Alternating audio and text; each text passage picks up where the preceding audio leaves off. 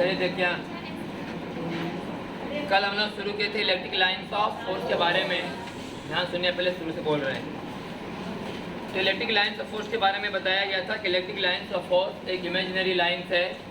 जैसे जैसे कोई +1 कूलम चार्ज किसी चार्ज के नज़दीक में चलना चाहता है, वैसे वैसे हम लोग लाइन खींचना शुरू करते हैं और उसी लाइन को बोलते हैं इलेक्ट्रिक लाइन्स ऑफ फोर्स। वास्तव में कोई लाइन होता नहीं, एक इमेजिनरी लाइन है और इसके सहारे हम लोग किधर फोर्स कब लगेगा ये धीरे धीरे जानने का प्रयास और करेंगे। डायरेक्शन में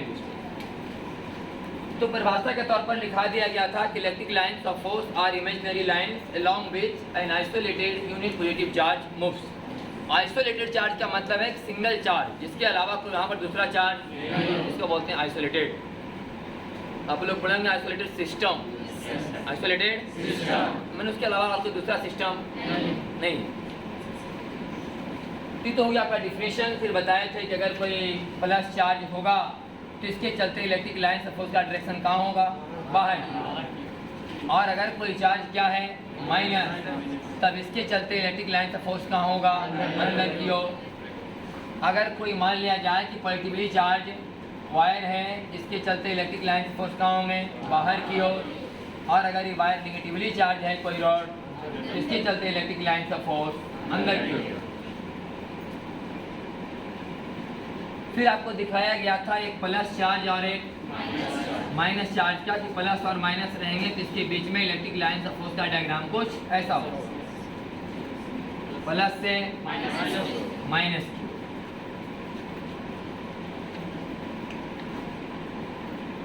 और एक दिखाए थे हम लोग प्लस और प्लस का, एक प्लस चार्ज है और दूसरा भी प्लस चार्ज है, तब electric line of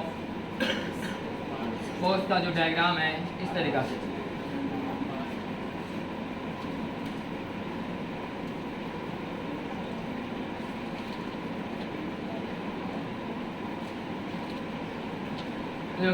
electric lines of. अब इसका पढ़ना था properties of electric lines of. तो पहला प्रॉपर्टी में बताया गया कि इलेक्ट्रिक लाइन्स ऑफ फोर्स हमेशा प्लस चार्ज से निकलते हैं या तो इन्फिनाइट से निकलते हैं, है कि नहीं। Electric lines of force always originates from positive charge या infinite and terminates on negative charge या इन्फिनाइट। पहला पॉइंट यही था जो फिगर में साफ साफ दिखा।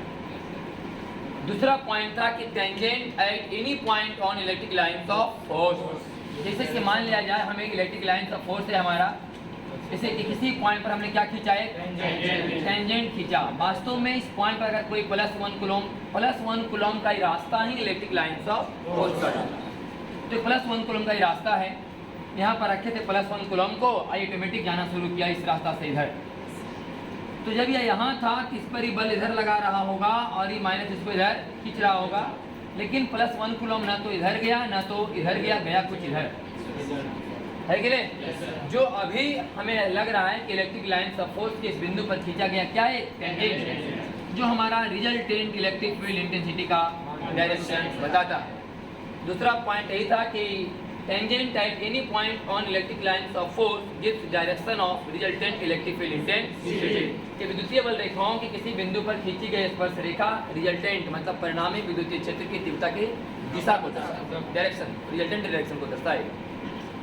तीसरा पॉइंट है हम लोग का कि दो इलेक्ट्रिक लाइन्स ऑफ फोर्स कभी दूसरे को कट नहीं कर सकते, क्योंकि दो इलेक्ट्रिक लाइन्स ऑफ फोर्स अगर एक दूसरे को कट करेंगे तो जहाँ पर कटान होगा वहाँ पर दो टेंजेंट, और दो टेंजेंट का मतलब हुआ कि यहाँ पर दो रिजल्टेंट होगा और एक ही +1 कूलम चार्ज दो रास्ता पर चल, यह असंभव है। इसका मतलब है कि दो इलेक्ट्रिक लाइन्स ऑफ फोर्स कभी आपस में कट नहीं करेंगे। चौथा पॉइंट था कि electric lines of force are repel each other. Electric lines of force are repel each other. हमेशा विद्युतीय बल रेखाएं एक दूसरे से दूर रहना चाहती हैं, कभी आपस में टच और कट नहीं होना चाहिए। पांचवा पॉइंट है हम लोग का कि अगर electric lines of force closer होंगे, नज़दीक होंगे, तो वहाँ पर इंटेंसिटी का मान ज़्यादा होगा, और अगर इलेक्ट्रिक लाइन्स ऑफ फोर्स दूर होंगे तो वहाँ इंटेंसिटी का मान। इसे दिखाने का दो तरीका है हमारा। अगर इस प्लस क्यू चार्ज के बारे में दिखाया जाए तो प्लस क्यू चार्ज से अगर इस तरह से लाइन्स निकल रहे होंगे बाहर की ओर, तो यह बात समझ में आएगा कि प्लस क्यू चार्ज के नज़दीक देखा जाए तो वहाँ लाइन्स क्या हैं, नज़दीक नहीं, क्लोजर है, और यहाँ पर लाइन दूर दूर।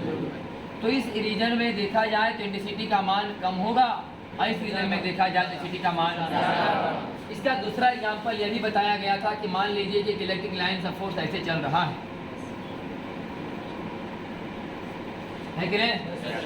तो इस रीजन में और इस रीजन में इंटेंसिटी का मान समान होगा, और इस रीजन में इंटेंसिटी का मान कम होगा, क्योंकि यहाँ इलेक्ट्रिक लाइन ऑफ फोर्स दूर दूर है और यहाँ इलेक्ट्रिक लाइन ऑफ फोर्स नजदीक नजदीक है, और ये दोनों में एक जैसे। तो यहाँ इंटेंसिटी का मान, यहाँ इंटेंसिटी का मान एक जैसा होगा, यहाँ इंटेंसिटी का मान कम होगा। तो 5वां पॉइंट में ही था आपका। छठा पॉइंट में लिखाया गया था कि जितना ज़्यादा चार्ज का अमाउंट होगा उतना ज़्यादा नंबर ऑफ लाइन। अगर आप एक प्लस क्यू चार्ज से निकलता हुआ 4 लाइन अगर दिखाते हैं, तो अगर ये चार्ज 2 क्यू रहेगा तो आपको यह चाहिए कि यहाँ से 8 लाइन निकलता हुआ हम लोग आए। जितना ज़्यादा चार्ज का अमाउंट होगा उससे निकलने वाले इलेक्ट्रिक लाइन फोर्स की संख्या भी उतना ही ज़्यादा होगी। ये था आपका नंबर में 8वां नंबर। 7वां नंबर में क्या लिखा हुआ था? Electric lines of force does not form close loop. Electric lines of force close loop नहीं बनाते।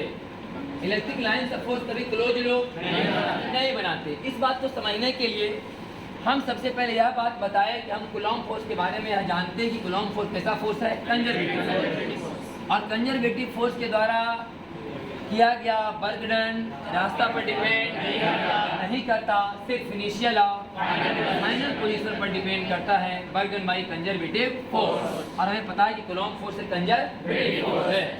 अगर electric lines of force close loop बना सके, अगर बनाए तो, अगर मान लो कि इलेक्ट्रिक लाइन्स ऑफ फोर्स है जो क्लोज लूप बना दिए, मान ले कि इलेक्ट्रिक लाइन्स ऑफ फोर्स है जो क्लोज लूप बना रहा है, इसका मतलब यह +1 कूलॉम के चलने का डायरेक्शन है। इसका मतलब है कि कोई +1 कूलॉम यहाँ पर रखा गया था और इस तरह भागना ही शुरू हो गया हुआ किसी इलेक्ट्रिक फील्ड, सही के लिए किसी इलेक्ट्रिक फील्ड में कोई इलेक्ट्रिक फील्ड होगा जहाँ पर हमने +1 कूलॉम चार्ज रखा और इस तरफ से भागना हो शुरू हो गया। अगर इस तरफ से भागा तो हम लोग कह सकते हैं कि electric line of force close loop बनाते हैं। तो +1 कूलॉम जब इधर भागा तो +q कूलॉम भी उधर भागेगा। जैसा +1 कूलॉम जैसा है +q कूलॉम +2 कूलॉम +4 कूलॉम, बस एक ही +1 कूलॉम पर लगने वाले को इंटेंसिटी बोलेंगे, q कूलॉम पर लगने वाले को फोर्स बोलेंगे।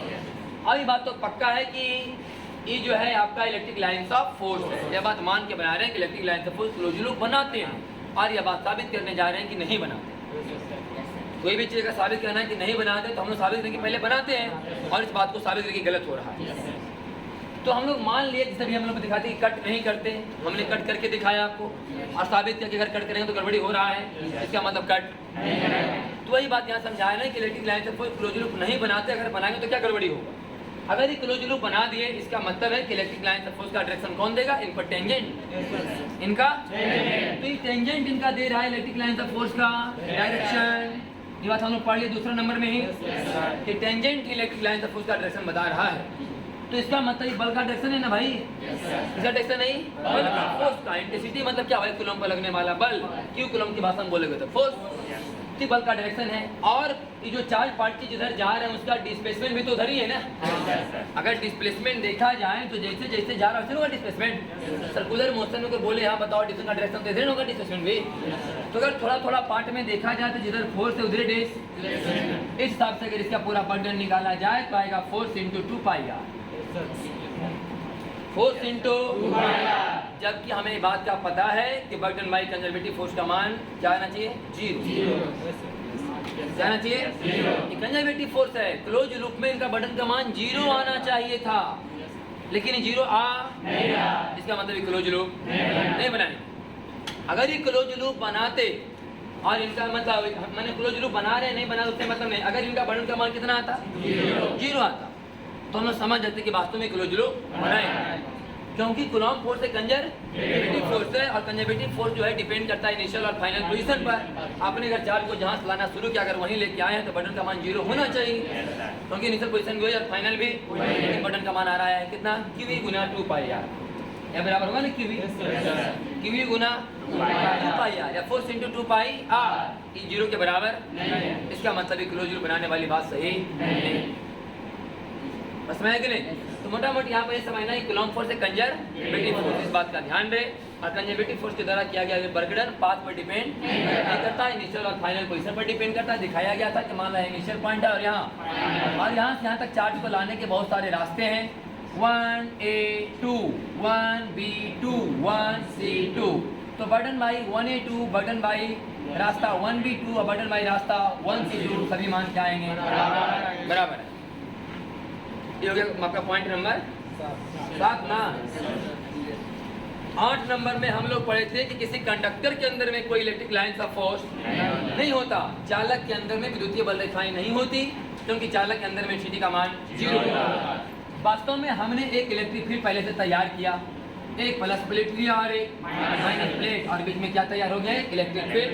जो चाहे तो लाइन के माध्यम से दिखा सकते हैं, फिर गंदा ना हो जाए इसलिए नहीं दिखा रहे हैं। लेकिन बात हम लोग समझ रहे कि बीच में क्या है? इलेक्ट्रिक फील्ड है, बीच में इलेक्ट्रिक फील्ड है। अब इस इलेक्ट्रिक फील्ड में हमने क्या रख दिया? एक कंडक्टर। क्या रख दिया? एक पूरा भरा हुआ मटेरियल है, कंडक्टर भरा हुआ मटेरियल। अब इस कंडक्टर में फ्री इलेक्ट्रॉन पाए जाते हैं, तो इलेक्ट्रिक माइनस प्लेट इसको धक्का देगा और प्लस उसको इलेक्ट्रॉन इधर आना। ऐसी तरह से क्या होगा? इधर प्लस, क्योंकि कंडक्टर न्यूट्रल है। क्योंकि कंडक्टर क्या है? न्यूट्रल है। तो जैसे जैसे यहाँ पर इलेक्ट्रॉन आएंगे, अब नया जो इसके अंदर है फ्री इलेक्ट्रॉन, उसको आने में रुकावट पैदा करेंगे। वाला इलेक्ट्रॉन अपने खुद पहले आ चुके हैं, लेकिन अब नया आने वाले में रुकावट पैदा करेंगे। तो एक समय ऐसा आएगा, ऐसा नहीं कि रुकावट पैदा कर रहे हैं तो नहीं आएंगे, आएंगे। ऐसा नहीं कि तुम तुरंत रुकावट किया तुरंत नहीं आएगा, आएगा। मान लीजिए भी चला आया इधर, तो अगला इलेक्ट्रॉन को और रुकावट मिलेगी। एक समय ऐसा आएगा कि इलेक्ट्रॉन पर एकदम लगने वाला कुल फोर्स का मान 0 आ जाएगा। अभी तक क्या था कि बाहर वाला फील्ड का मान ज़्यादा है, एक्सटर्नल फील्ड, और अंदर वाला फील्ड का मान कमजोर रहा होगा। जब तक ऐसा रहा होगा तब तक इलेक्ट्रॉन इधर सेपरेट हो रहे होंगे। एक समय ऐसा आया होगा कि इसके चलते जो इलेक्ट्रिक फील्ड तैयार होता होगा अंदर में, और ये वाला इलेक्ट्रिक फील्ड दोनों का मान बराबर आ गया होगा। अगर ऐसा हुआ तो नेट इंटेंसिटी का मान 0 होगा। अब इसके अंदर में कोई चार्ज इधर से उधर होने वाला, इसका मतलब कोई इलेक्ट्रिक लाइन से फोर्स होने वाला नहीं। ये बात बताएगा कि चालक के अंदर में कोई विद्युतीय बल रेखाएं नहीं होगी, क्योंकि अंदर में Ct का मान 0 होगा। 7वां पॉइंट। 8वां पॉइंट कहता है कि conducting electric lines of force हमेशा कंडक्टिंग सरफेस के परपेंडिकुलर होती है। इलेक्ट्रिक लाइन्स ऑफ फोर्स क्या है? हमेशा कंडक्टिंग सरफेस के परपेंडिकुलर। बाद में इसको एक्सप्लेनेशन के साथ प्रूफ करके दिखाएंगे आपको, अभी नहीं। जब पढ़ाया जाएगा एक मतलब एनर्जी के बाद पोटेंशियल, पोटेंशियल के बाद इक्विप पोटेंशियल सरफेस, तब वहां पर जाकर साबित करके दिखाएंगे। बस अभी आपको याद कर लेना है कि मान लीजिए एक कंडक्टर है। क्या है? कंडक्टर है, पूरा स्फेरिकल कंडक्टर है। इसको बोलते हैं हम लोग मस्त स्फीयर। कौन स्फीयर? कोई जरूरी नहीं कि स्फीयर ऐसा हो, ऐसे हो सकता है कि नहीं? ये भी कंडक्टर है, ये भी क्या है? तो इसके परपेंडिकुलर का अलग अलग मतलब आएगा, इसका परपेंडिकुलर का अलग मतलब आएगा। इसके परपेंडिकुलर यहाँ पर ऐसे होंगे, यहाँ पर ऐसे होगा, नरा निभाते, यहाँ पर ऐसे होगा परपेंडिकुलर, यहाँ पर ऐसे होगा परपेंडिकुलर, अलग जगह पर अलग होगा परपेंडिकुलर, कहीं पर कुछ और होगा परपेंडिकुलर। समझ आ रहा है कि नहीं? अगर डिजाइनिंग चेंज होगा तो परपेंडिकुलर का आपका डायरेक्शन में क्या होगा? चेंज होगा। लेकिन अगर पूरा का पूरा स्फीयर एक जैसा है तो इसका मतलब है कि इलेक्ट्रिक लाइन से फोर्स हमेशा कहाँ होगा? इसके परपेंडिकुलर। अगर ये पॉजिटिव चार्ज है तो लाइन कैसे होगा? अगर पॉजिटिव है तो लाइन कैसे होंगे? ऐसे।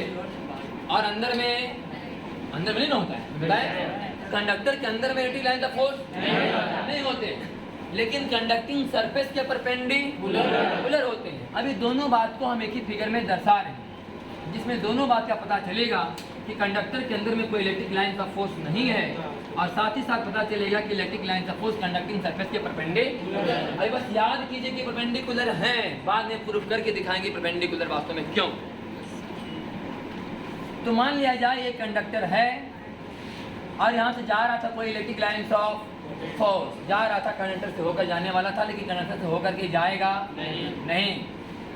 ये जाने वाला है कंडक्टर से होकर के, लेकिन जाएगा नहीं। ये जाने वाला लेकिन इससे अंदर में जाएगा नहीं। इसके अंदर में Ct का मान क्या होगा? 0 होगा, क्योंकि इसके अंदर में इलेक्ट्रॉन क्या हो चुके होंगे? एडजस्ट। हाँ, बाहरी इलेक्ट्रिक फील्ड के अनुसार कंडक्टर के अंदर वाले फ्री इलेक्ट्रॉन अपने आप को इस प्रकार एडजस्ट कर ही लेते हैं ताकि उसके अंदर में Ct का मान 0 हो जाए। मेन ही रिजल्टेंट याद रखना है एकदम कि कंडक्टर के अंदर Ct का मान 0 हो जाए, उसके लिए चार्ज को कैसे बंटवाना पड़े।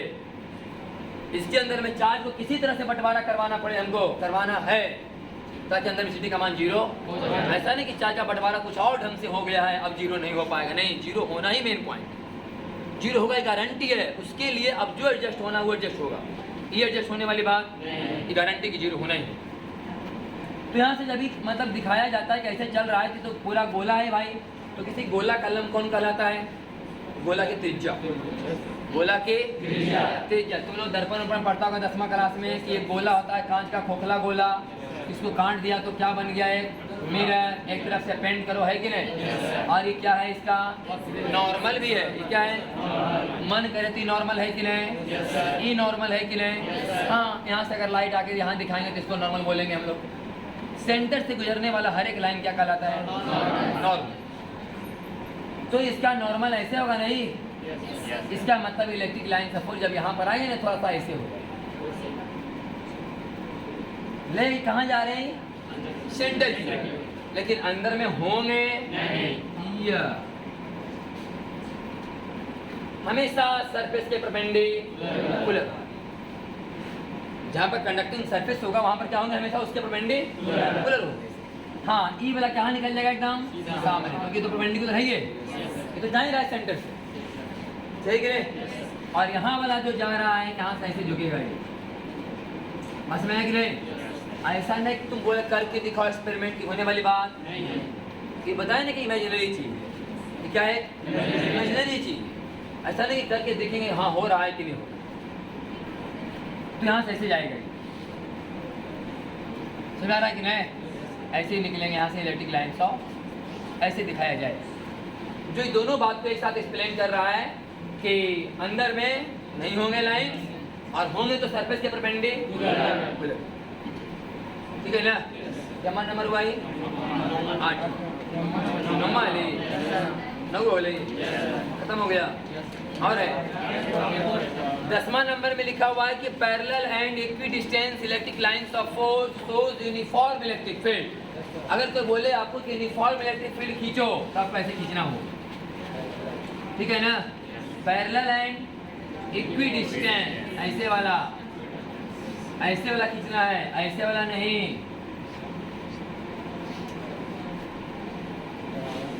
ये पैरेलल और इक्विडिस्टेंस नहीं। इस तरह के लाइंस खींचने का मतलब है कि हम यह दिखाना चाह रहे हैं कि वहां पर इलेक्ट्रिक फील्ड यूनिफॉर्म एक जैसा है, एक मैग्नीट्यूड का है और एक ही डायरेक्शन में है।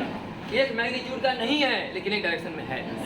यहाँ सिटी का मान ज्यादा क्योंकि लाइंस नजदीक, यहाँ सिटी का मान क्योंकि लाइंस दूर है, लेकिन यहाँ पर इक्विडिस्टेंस है ना। हाँ, यहाँ पर सिटी का मान सभी जगह एक जैसा है और डायरेक्शन भी यूनिफॉर्म इलेक्ट्रिक फील्ड कहा जाएगा। और ई जो हम लिखते हैं कि +4 से लाइंस निकल रहे हैं, कौन इलेक्ट्रिक फील्ड है? Non uniform. ये कौन है? Non uniform. यहाँ सिटी का मान कुछ और, यहाँ कुछ, यहाँ कुछ, और डायरेक्शन भी सब जगह ना मैग्नीट्यूड का पता है सही से ना डायरेक्शन का, हर एक जगह अलग अलग मैग्नीट्यूड और अलग अलग डायरेक्शन आएंगे। ऐसे इलेक्ट्रिक फील्ड को हम लोग बोलते हैं नॉन यूनिफॉर्म इलेक्ट्रिक फील्ड, और ऐसे को बोलेंगे हम लोग यूनिफॉर्म इलेक्ट्रिक फील्ड, ठीक है ना? आगे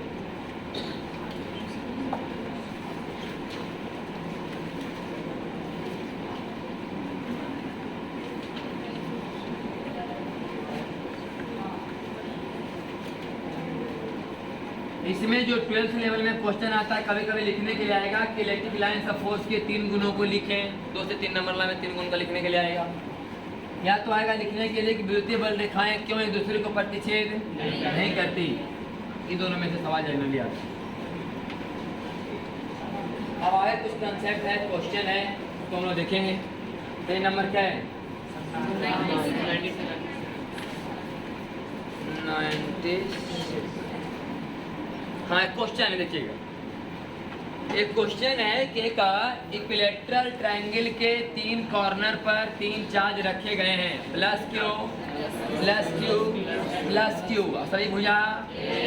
तो बताओ कि इसका इलेक्ट्रिक लाइन ऑफ फोर्स का डायग्राम कैसा होगा? ऑप्शन नंबर 1 में बताया गया है कि इस चार्ज का डायग्राम ऐसा होगा, इस चार्ज का डायग्राम ऐसा होगा और उधर वाले चार्ज का डायग्राम ऐसा होगा। जो देखने से ही गलत है क्योंकि सब क्लोज लूप में, क्योंकि सब हाँ देखो भाई, हम ये बात बार बार बोलते हैं, ग्राफ का सवाल देखने में टफ लगता है, आसान सवाल है अगर पढ़ा हुआ है तो, क्योंकि ग्राफ में क्या है कि 4 ऑप्शन में एक ऑप्शन सही रहेगा, अब आगे 4 को तो मल्टी को तो गलती रहेगा, अब वो गलती उल्टा पुल्टा बना देगा जो कभी हम लोग देखे भी तो लगे कि किसका आंसर है, सालों किसी का आंसर है ये नहीं है, गलती है मतलब ऑप्शन है तो किसका आंसर हो। बच्चा दिमाग लगाना शुरू करता है कि तो पढ़ा होने के लिए ये भी ग्राफ कहाँ से आ गया, तो ये पढ़ाई कैसे होगा भाई, तो गलती ऑप्शन है तो ये मतलब इस ढंग से हम चेक कर ले कि क्या बना रहा है तो ऑप्शन क्या हो गया गलत। दूसरा नंबर में बी नंबर में ना, बी नंबर में दिखाया गया है एक चार्ज कहाँ यहाँ ना, एक यहाँ और एक यहाँ कैसे दिखाया गया कि नहीं, यहाँ का ऐसे और यहाँ का, लेकिन बीच में गोलिया दिया, बीच में गोलिया वाला है कि नहीं, फिर तो कहानी गड़बड़े हो गए है कि नहीं, क्लोज लूप बना ही दिया बीच में, ये भी ऑप्शन सही। तीसरा नंबर जो ऑप्शन है सी नंबर, उसमें आप देखिएगा इसमें तो और इजी पर क्लोज लूप बना हुआ है, सही कि नहीं सका है, ये भी ऑप्शन सही। हम अगर प्लस माइनस रहता तो पहले सोचबो करते, प्लस माइनस ऐसे होता है ना, प्लस प्लस में ऐसे, तो ये अपना डी नंबर देख लो, डी नंबर क्या है, खाली बिला नहीं बिला ऐसे बनाया, सही कि नहीं, ऑप्शन चेक करना। आगे आते हैं, अब समझिए पूरी पढ़ा रहा है मोशन इन स्ट्रेट लाइन और प्रोजेक्टाइल मोशन।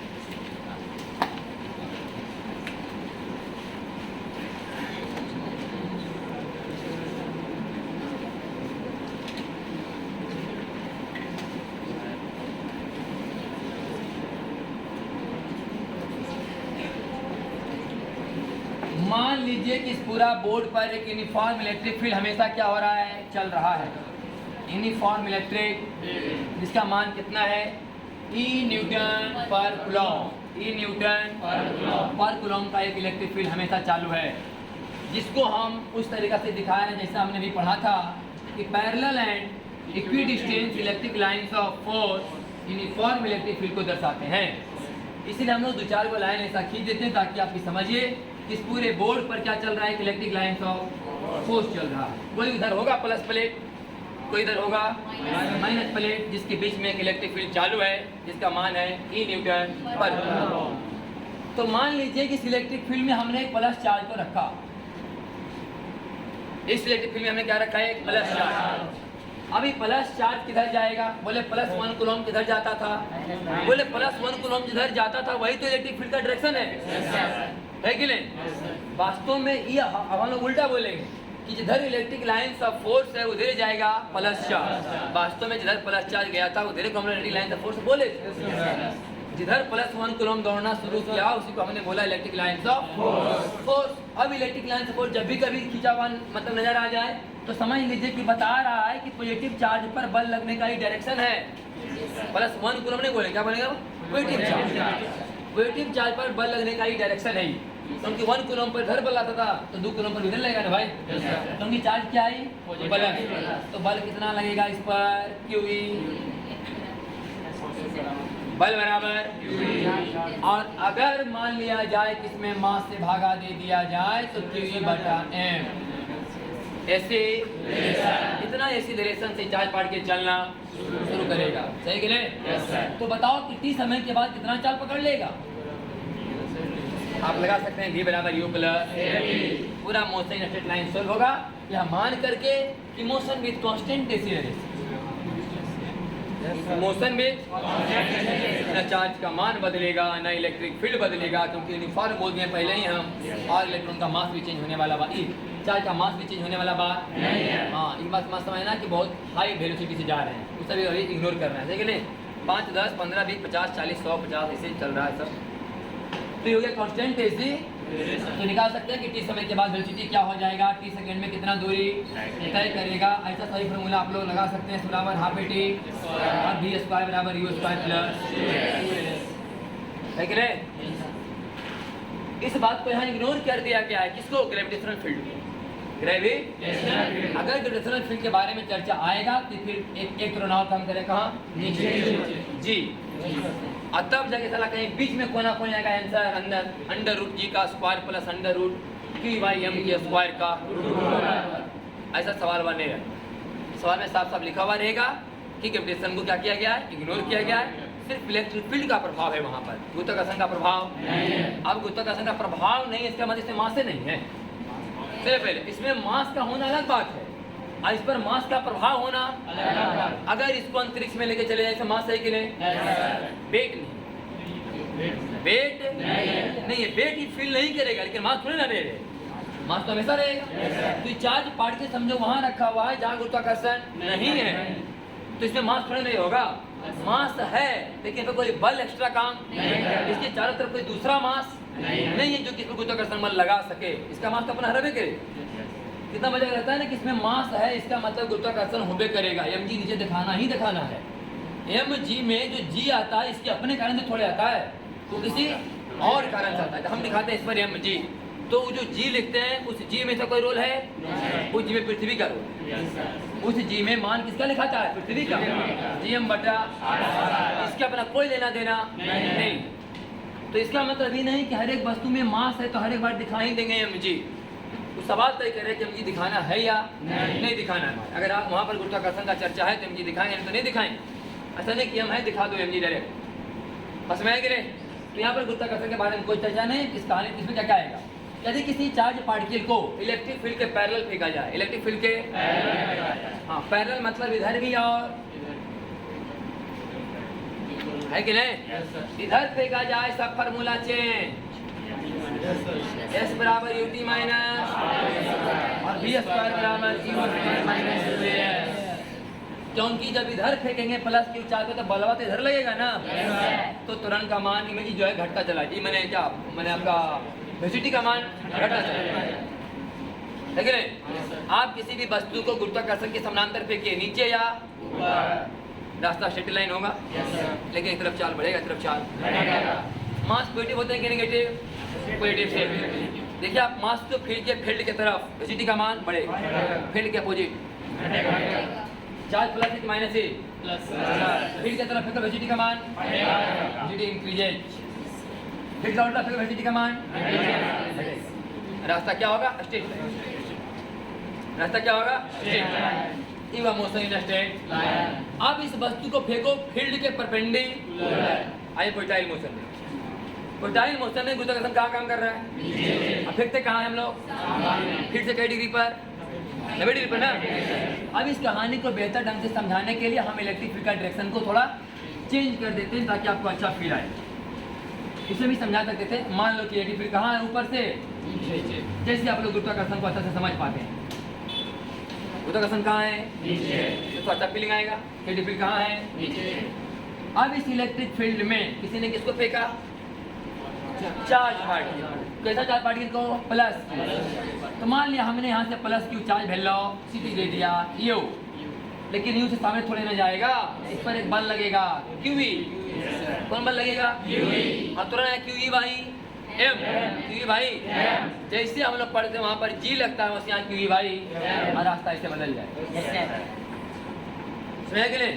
अगर इसी इलेक्ट्रिक फील्ड में आप दर्शाना चाहते हैं कि इलेक्ट्रिक फील्ड का डायरेक्शन अगर ऐसा ही है, तो इसमें हम लोग दिखा सकते हैं कि मान लो यह इलेक्ट्रिक फील्ड का डायरेक्शन है और इसी में हमने किसको फेंका?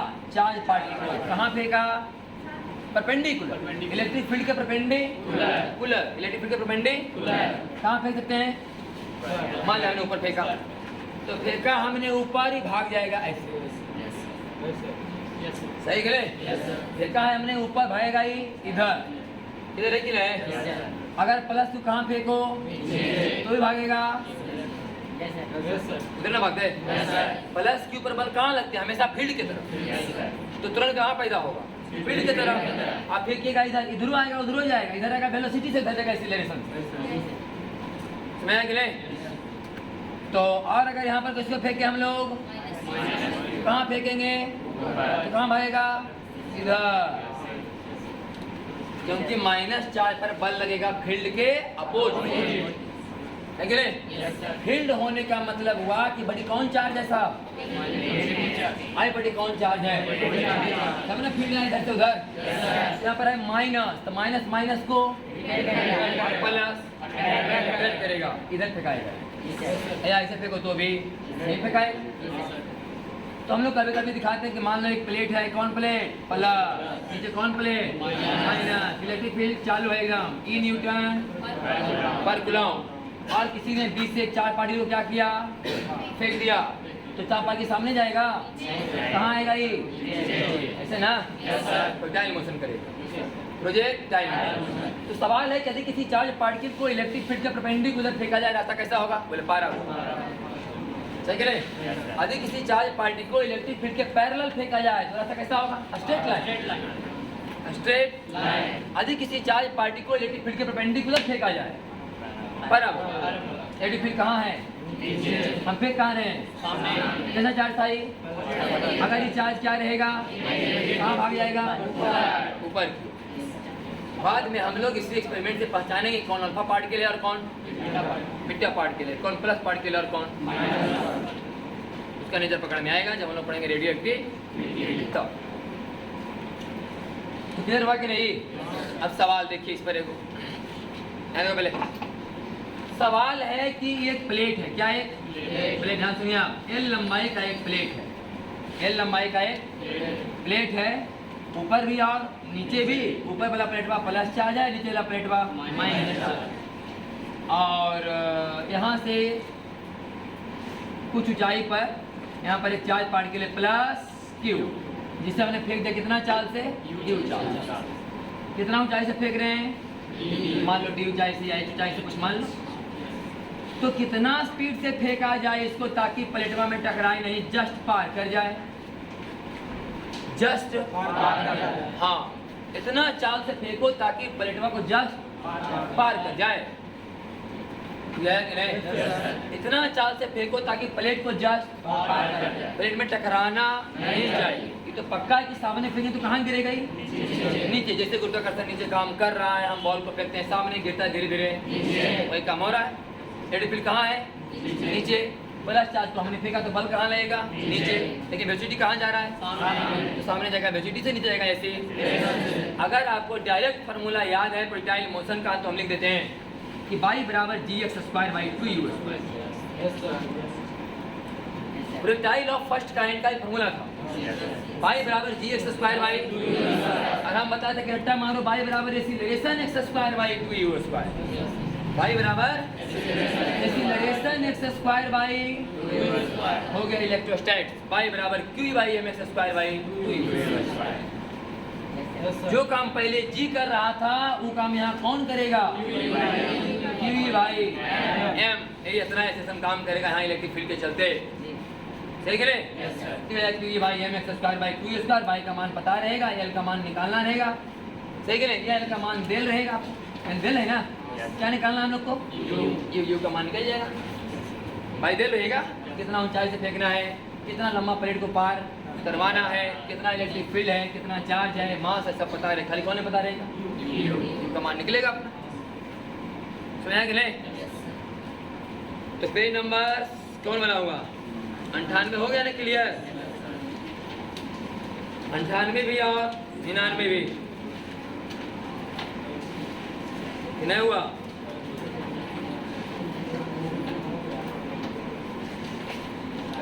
दिक्कत, पेज नंबर 98 और 99,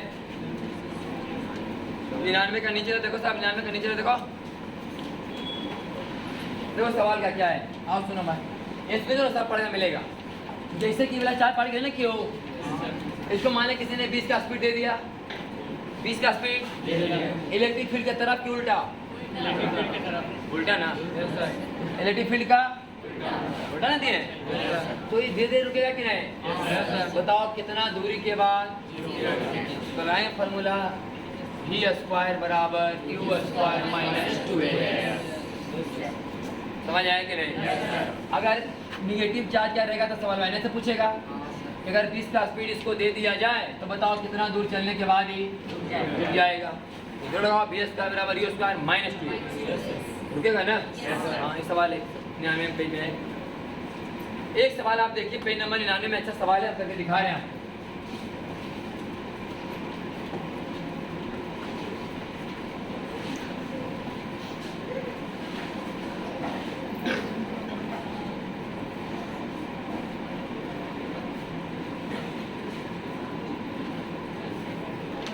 सवाल है कि एक प्लेट ऊपर में पॉजिटिव प्लेट है और एक प्लेट नीचे में नेगेटिव प्लेट है, तो पक्का है कि इलेक्ट्रिक फील्ड चालू होगा ऊपर से और इसका मान E न्यूटन कुछ है।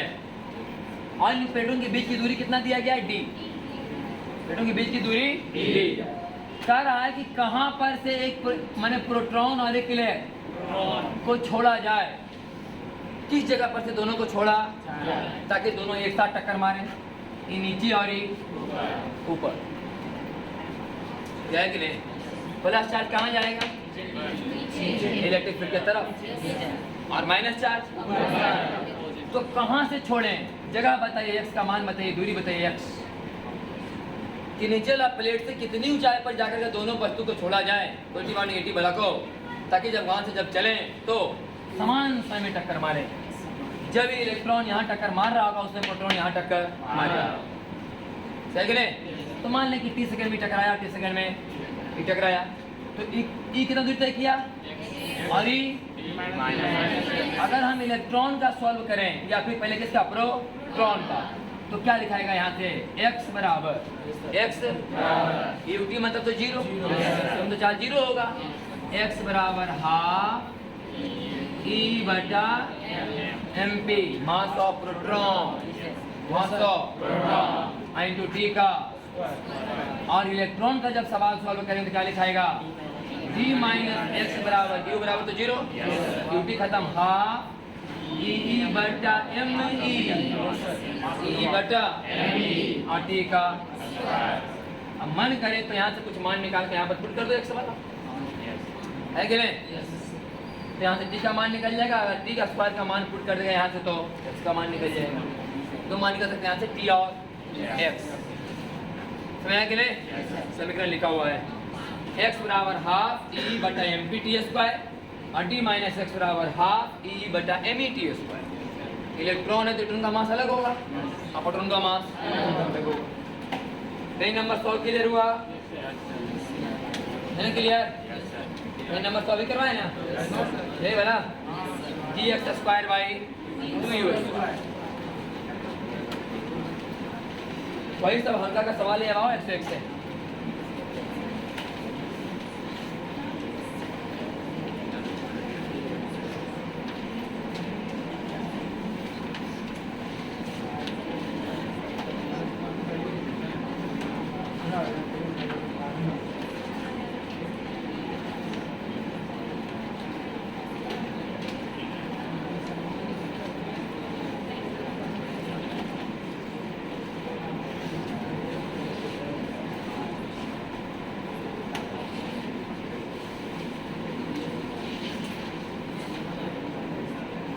सुनिए, आसान सवाल है। कुछ लिखा है कि एक छत से जब m किलोग्राम का वस्तु क्या हो, लटका हुआ हो, तो टेंशन क्या लेते थे हम लोग? mg। तो टेंशन बराबर mg ना। अगर लिखा हुआ है कि यहाँ पर एक इलेक्ट्रिक फील्ड चालू कर दिया जाए, क्या कर दिया जाए? और इसके पास क्या हो? एक चार्ज, ठीक है? ऐसा सवाल हम लोग एक बार पढ़े थे, वर्क पावर एनर्जी में एक सवाल ऐसा था, है कि नहीं? वर्क या न्यूटन लॉ नहीं, वर्क एनर्जी में जो हम लोग बताते थे कि नॉर्मल एक्शन का मान थोड़ा और क्या हो जाएगा? बढ़ जाएगा, घट जाएगा। तो यहाँ पर समझ लो, पहले एक वाला और ना लगेगा यार, कौन? QE। mg लगा गुरुत्वाकर्षण के चलते, QE लगा इलेक्ट्रिक फील्ड के चलते। अब टेंशन का मान कितना होगा? mg plus QE, mg plus QE। हाँ, चार्ज के बदले चार्ज में होगा इलेक्ट्रिक फील्ड, मास में होगा g। ये भी एक तरह का क्या एसी की तरह काम कर रहे हैं। जैसे जी को बोलते हैं 1 किलोग्राम पर लगने वाला बल्ब, ये हो गया 1 कूलम पर लगने वाला बल्ब, ठीक है नहीं? अगला सवाल वही है कि एक छत से फिर एक m मास का ब्लॉक लटका हुआ है, तो टेंशन बराबर कितना होगा? mg। लेकिन इस मास में क्या है? साथ साथ चार्ज है और एक इलेक्ट्रिक फील्ड चालू कर दिया गया है इससे, तो इस पर बल लग जाएगा, कुछ ऐसे आ जाएगा। नहीं, यहाँ लगेगा QE और यहाँ लगेगा आधे पहले स्यूडो फोर्स। ये पूरा सिस्टम एक गाड़ी में बंद होता था और गाड़ी चलता था ऐसे, तो स्यूडो फोर्स से ही पीछे यहाँ जाता था MA। यहाँ क्या लिखा था एम ए, अभी क्या लिखाया है बात वहीं का वहीं खत्म हो जाएगा। टी का मान यहाँ रखेंगे, यहाँ थीटा का मान दिया जाएगा, यहाँ टी का मान होगा टी कॉस थीटा, इधर टी तो टी साइन थीटा बटे टी कॉस थीटा बराबर क्यू बाई एम जी। तो tan थीटा बराबर क्यू बाई एम जी। आप tan थीटा का मान निकाल सकते हैं। पहला वाला tan थीटा बराबर ए बाई जी, क्योंकि यहाँ पर क्यू की होता था एम ए और नीचे में एम जी, tan थीटा बराबर ए बाई, यहाँ पर होगा tan थीटा बराबर क्यू बाई। अगर इसे पूछा जाए कि रिजल्टेंट टेंशन बताओ रिजल्ट, तो इसका स्क्वायर जोड़ इसका स्क्वायर कर लेंगे कि T square sine square theta जोड़ T square cos square theta बराबर टी स्क्वायर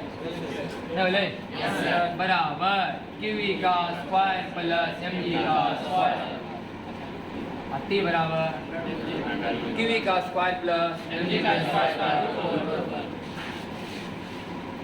फिर वही सब सवाल है हम लोग का। देखिए हम एक इलेक्ट्रिक फील्ड चालू कर दिया गया है इधर, इसमें नहीं तो सवाल लगता है लिखा गया है सर्कुलर मोशन से, सर्कुलर मोशन से पता है ये बात आप पढ़ेंगे वर्टिकल सर्किल में। वर्टिकल एक रस्सी में एक वस्तु को बांध दिया गया था और इसे घुमाया जा रहा था। यहाँ पर वेलोसिटी होना चाहिए था √5 आर जी, तब जाके यहाँ होता था √3 आर जी, तब यहाँ होता था √2 आर जी से √। किसी भी बड़ी कोई पूरा वर्टिकल सर्किल कंप्लीट कराने के लिए नीचे वेलोसिटी कितना होना चाहिए था √2 जी। तब का बात है जब से गुरुत्वाकर्षण के बारे में बात हो रहा था। अब यहाँ देख लीजिए तो बात समझ ना आया। ऐसा ऐसा हम लोग आते रहेंगे √5 आर जी नहीं आते रहेंगे, ऐसे √5 r acceleration, √5 r √3 r √r। अब यहाँ पर गुरुत्वाकर्षण खाली काम कर रहा था जी। अब क्या चालू कर दिया गया एक इलेक्ट्रिक, और जो बड़ी घुमाया जाए इस पर चार्ज कितना है तो एक थोड़ा और काम करेगा क्यू भाई। अब देखा जाए तो नेट एक्सीलरेशन जी नहीं है, जी प्लस क्यू भाई है, जी प्लस। इसका मतलब गुरुत्वाकर्षण के साथ साथ अगर एक इलेक्ट्रिक फील्ड भी चालू रहे तब अगर सवाल पूछे कि कितना स्पीड दिया √5 आर, और यहाँ लिखा जाएगा जी प्लस सही कि नहीं। वही सब बात समझाया गया है। फिर यहाँ पर लिखा जाएगा कितना जी प्लस क्यू बटा, यहाँ भी जी प्लस क्यू भाई।